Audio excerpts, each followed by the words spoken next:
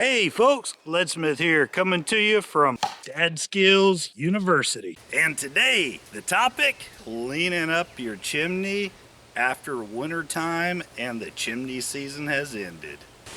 Yeah, that's right folks. So this might be a job that you're gonna have to get on top of your roof for. You might need to seriously consider hiring a professional, somebody who can come out, has got all the right safety equipment. Some of the roofs out there are not near as friendly as mine. Now guys, there's a few things we're gonna need to be able to do this job properly. One of them is, yes, we need some kind of brush. We need rods to attach the brushes to.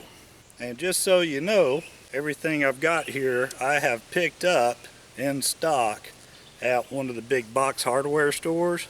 You just need to make sure they have the correct diameter brush. You need to measure the length of your chimney so that you can pick up the correct amount of rods. This particular type of brush is designed to be ran in and out. Also, we're going to need some steel wool or possibly just a wire brush, and that's going to be pretty helpful for cleaning up the flute that's at the bottom down inside the fireplace. That actually reminds me a lot of cleaning a shotgun. When we get done, we're going to run a white patch through this chimney. This part of the chimney here is called the spark arrestor. We're going to have to remove this, and if yours is anything like mine, it's just going to require a flat tip screwdriver for maybe 3 or 4 screws. Now, to help you understand the reason why we have to clean this chimney is there's actually a lot of unburnt material that will flow up the chimney along with the smoke. Now, that doesn't sound bad. However, as it raises and raises and cools, it drops back down and sticks to the chimney wall.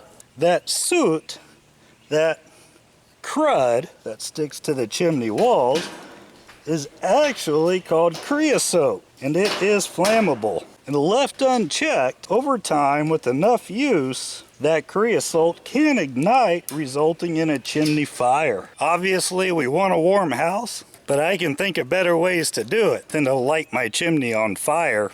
If you're not familiar with the spark arrestor, you'll appreciate its purpose. With a good fire running in the chimney, there should actually be sparks that will make it up through the chimney. Embers, if you will. The spark arrestor will capture them and prevent them from being able to fly off into nearby trees and causing a fire to start. Though we're not going to be able to get every single bit of it. We're going to get enough of it to allow ourselves peace of mind knowing we can run it next winter. And if you don't know what size chimney you have, just make sure you grab yourself a tape measure. I'm getting pretty close to 8 1/4. 8, so we're right there about that 8 range, I would say. And fortunately, we have the correct size brush. Now, keep in mind, this doesn't guarantee a safe chimney. It just helps you towards being safe. You really need a professional to inspect your chimney every year to ensure it's running perfectly safe for you and your family. Let's get started.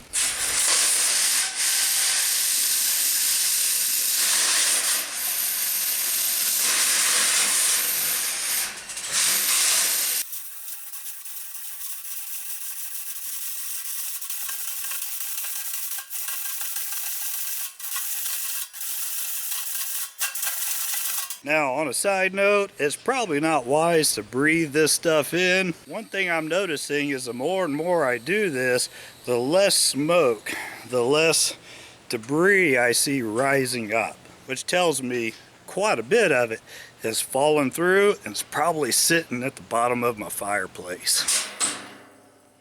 Ooh, buddy.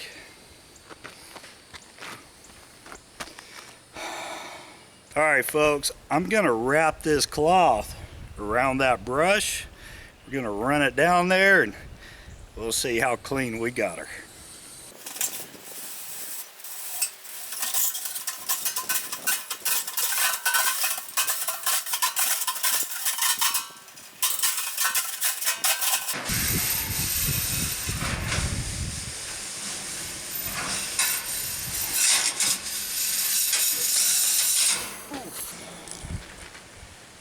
buddy. There she is. I tell you what, I think I could sell t-shirts that look like this. But let us do one better.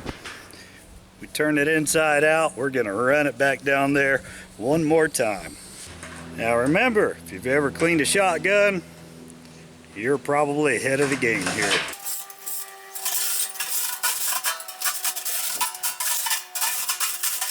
All right, we're coming back up. It's much easier to push in this time.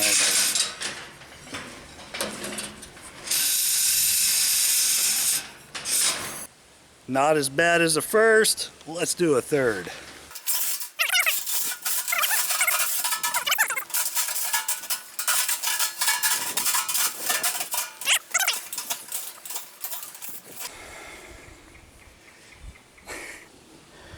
Now you might be able to see a difference here already just by looking at the very end where some light touches. It is time to put our spark arrestor back on.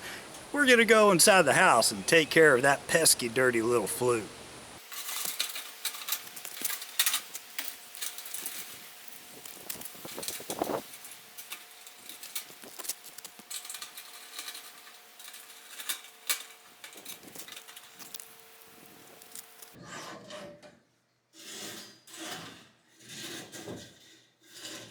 Okay folks, so what we're going to do here, we're coming inside the chimney, inside the fireplace. We open up that flute and you can clearly see where the end of this chimney goes because of the light up there. We're going to take this wire brush and go over this flute.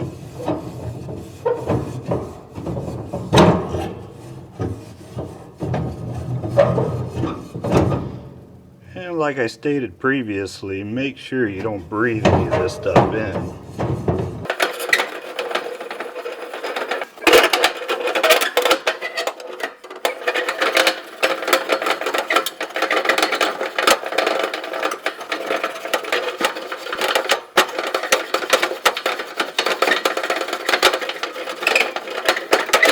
Now, unless you're wanting to look like Dick Van Dyke, go ahead and clean up before you touch your face, guys.